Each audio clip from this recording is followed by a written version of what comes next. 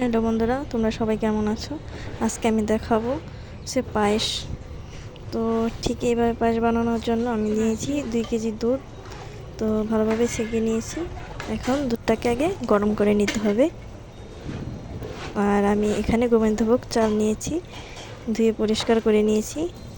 সে 2 KG দুধের জন্য 100 গ্রাম চাল।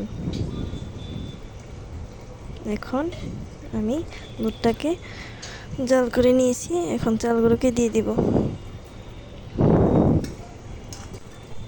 সবটুকু এভাবে দিয়ে দেব। আর ঠান্ডা দুধে কখনোই আপনারা চাল দিবেন না, তাহলে কিন্তু জমাট বেঁধে যাবে।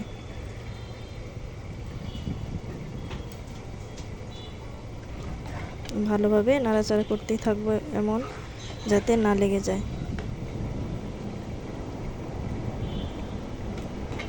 আর সবাই চেষ্টা করবে যে সম্পূর্ণ দুধ দিবে, এর মধ্যে জল দিবে না বা পানি দিবে না।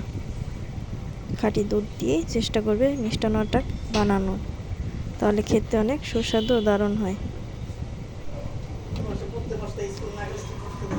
আমি 20 মিনিট জাল দেওয়ার পরে ঠিক এমন অবস্থায় এসেছে।